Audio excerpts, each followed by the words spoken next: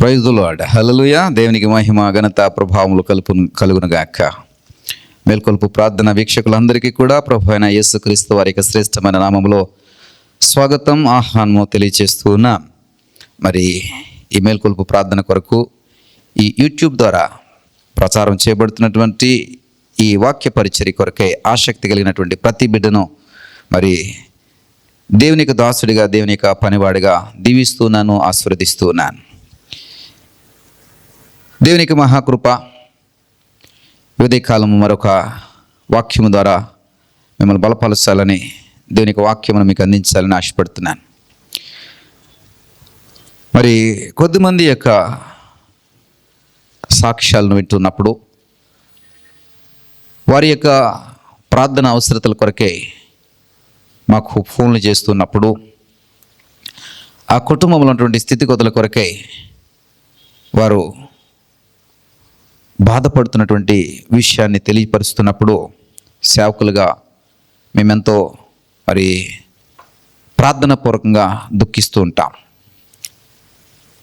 ఆ యొక్క బంధకాల నుండి వారికి విడుదల కలగాలని,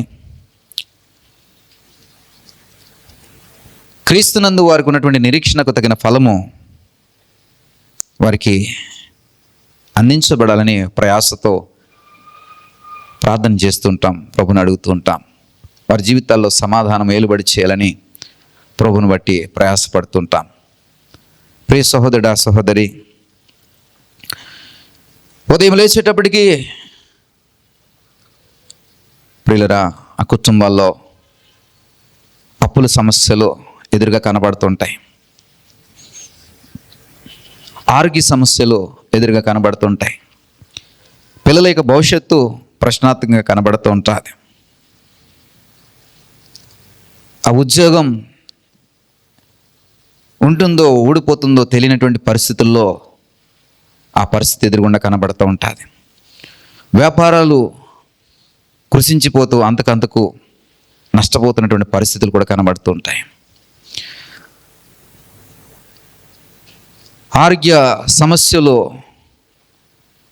వెక్కిరిస్తూ విలయతాండం చేస్తూ ఉంటాయి. అపవాది యొక్క చేష్టలు ఎగదాలి చేస్తూ మరి మనల్ని అవమానపరచాలని చూస్తూ ఉంటాయి. ఇలాంటి బంధకాల్లో అనేక మంది ఉన్నారు, ఇలాంటి సంఖ్యలలో అనేక మంది ఉన్నారు.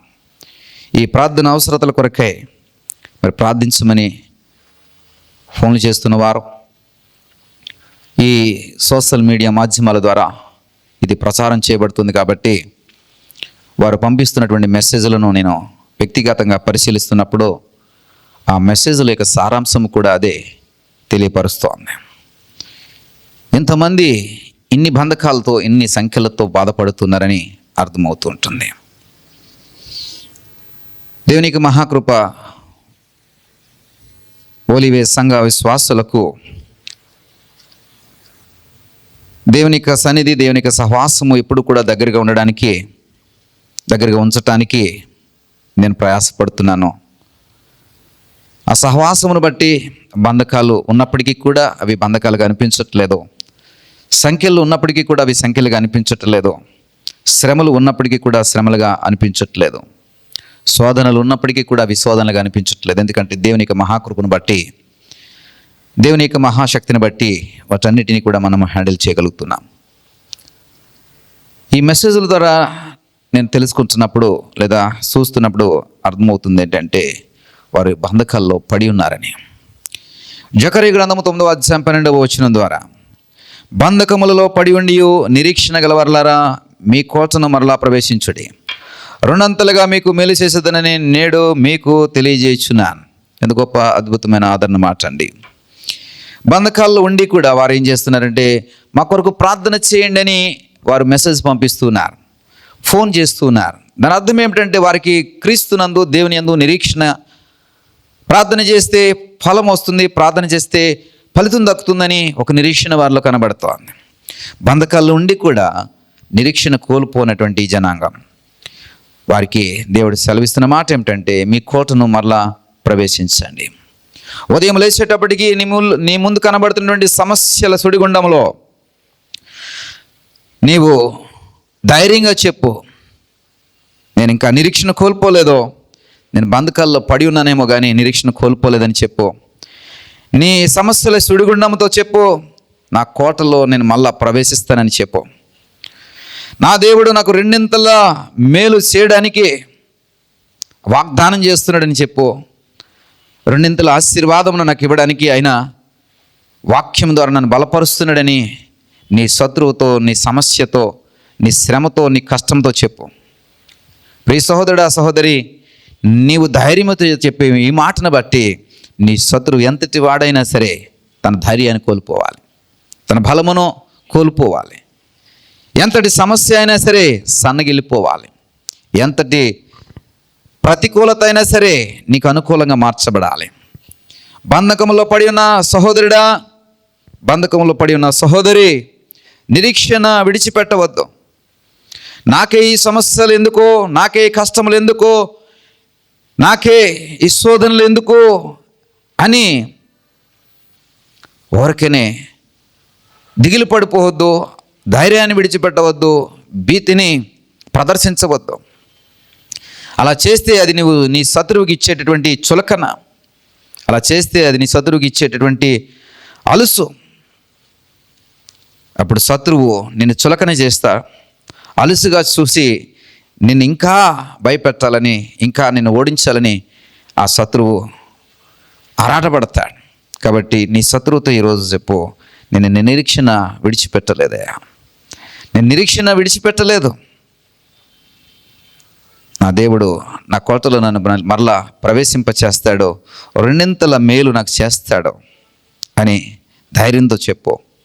ఈ వాగ్దానము శిలా శాసనంతో రాసుకుని పెట్టుకో. దేవుడు నీ బంధకాలన్నిటిని కొట్టివేయబోతున్నాడు. దేవుడు నీ పడుతున్నటువంటి శ్రమలన్నిటినీ తీసివేయబోతున్నాడు. నిరీక్షణ కోల్పోకు, ధైర్యంగా నిలబడు. యుద్ధము నీ పక్షంగా ఆయన చేయబోతున్నాడు. నమ్మితే ఈ ప్రార్థనలో ఏకీభవించు. ఈ ఉదయకాల ప్రార్థన నీ బ్రతుకును మార్చబోతుంది. చిన్న ప్రార్థన చేసుకుందాం. దయగల తండ్రి, కృపగల దేవా, మేల్కొల్పు ప్రార్థన ద్వారా మీరు మాతో నీ వాక్యము ద్వారా ఆదరణకరమైన వాక్యమును అందించారు. అవునయ్యా, బంధకాల్లో పడి ఉండి నిరీక్షణ కోల్పోతున్న వారు అనేక మంది, శ్రమలలో ఉండి నిరీక్షణ కోల్పోతున్న వారు అనేక మంది. మేమైతే బంధకాల్లో ఉండి కూడా, శ్రమలలో ఉండి కూడా, సంఖ్యలలో ఉండి కూడా నిరీక్షణను మేము కోల్పోవట్లేదు నాయన. ఎందుకంటే మా కోటను మరలా ప్రవేశింపచేసే దేవుడు మా పక్షంగా ఉన్నాడు. రెండింతల మేలు మా పక్షంగా చేయడానికి ఆయన ఎప్పుడు కూడా మా పక్షంగా నిలబడి యుద్ధం చేయడానికి మా దేవుడు మాతో ఉన్నాడు అనేటువంటి నిరీక్షణ మమ్మల్ని బలపరుస్తుంది, నిలబడుతుంది బాబు. ఇదిగో ప్రభా, నిరీక్షణ కోల్పోయినటువంటి ప్రతి బిడ్డను బట్టి ఇదిగో ప్రార్థన చేస్తున్నాం. వారి కోటలో మరలా వారు ప్రవేశించటానికి, రెండింతల మేలు పొందుకొని వారి భవిష్యత్తును వారు తీర్చిదిద్దుకోవడానికి మేలులను వారికి అనుగ్రహించమని, మహిమ, ఘనత, ప్రభావం మీరే పొందుకున్నామని యేసుక్రీస్తు వారికి శ్రేష్టమైన నామమును బట్టి ప్రార్థించి పెట్టుకుంటున్నాం పరమ తండ్రి. ఆమేన్.